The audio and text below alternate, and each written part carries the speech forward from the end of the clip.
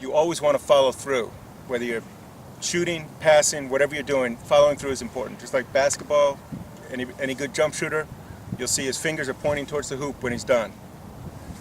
In lacrosse, the head of my stick is pointing, I don't know whether I'm in frame or not, but is pointing towards my target when I'm through, which means this at the end of my throw, not this. When I hold like this, I have to do this because my wrist can't break and follow through. It's very uncomfortable. As soon as I do this, my wrist can break and actually follow through and allow me to point, right? So you got to work on getting this relaxed and in there so you follow through.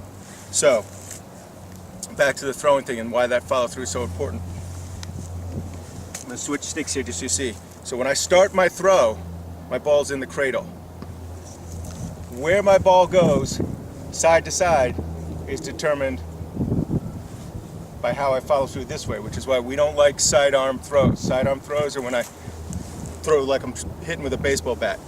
Again, you will still see people doing it. It's a more advanced technique. It's for people who've been playing for a couple of years. It does allow to get more power into a shot or a pass, but the problem is, as soon as I come out of an overhand position, every degree I come over to the side, now, depending on when the ball leaves my stick, I start to spray the ball left and right, and my accuracy goes way down. If I stay overhand, like this, I take out the left-right variability, and now all I have to worry about is the height, making sure the pass isn't too low or too high, right? So that's why we say overhand, overhand, overhand. Sidearm is part of the game, but it's an advanced part of the game. So, now, how do I adjust where it goes up and down?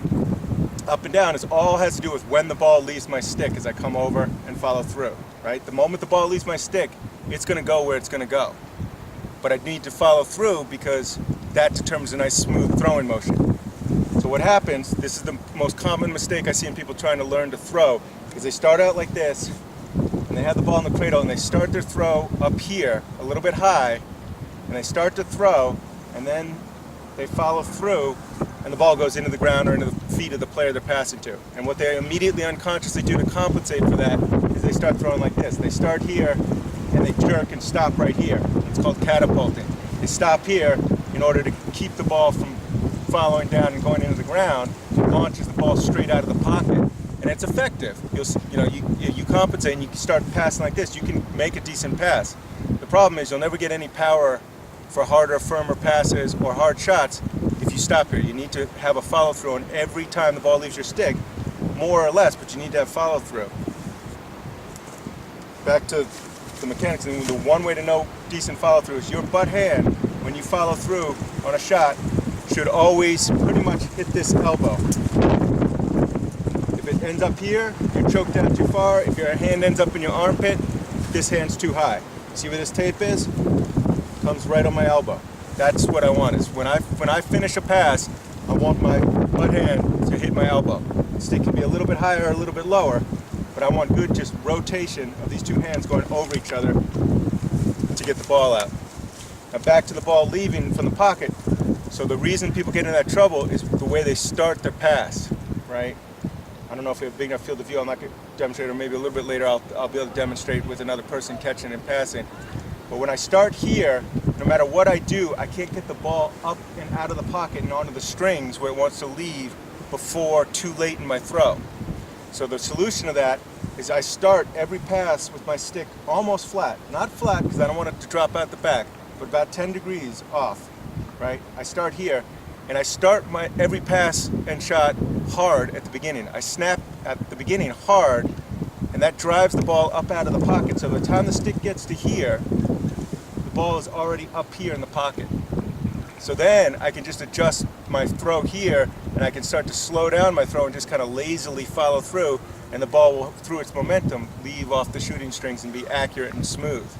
But it's all about getting that shot or pass started way back here, going a little bit hard at the beginning, getting that ball up out of the pocket and onto the shooting strings, and then I can follow through harder or softer depending on how hard I want the actual pass or shot to be, but I'll be able to follow through and it'll be accurate. So good throw, forward, going through back. I just release and let the ball come in.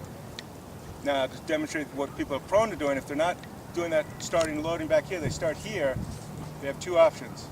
They start here, and they follow through, and that happens. And so, that's what So what happens is, to compensate, people are still starting here, but to prevent the ball from going down, they do this throw. That's the catapult. It's a nice looking throw, it goes right to a stick, but I'm stopping here, and I'm not having that follow through. I'm doing the catapult and stopping here, and I'll never be able to shoot hard. So it gets me in the bad habit of, because I'm not starting the throw in the right position, in order to not throw it into the ground, I compensate, I do this, and now I've got bad mechanics that will never allow me to throw hard, pass hard, or shoot hard. Alright, so remember, you start further back, follow through. Right, so remember, I'm not pushing the ball with my body, I'm not doing this. Everything's a relaxed from the top forward. Start in the back. I feel the ball actually come off my strings.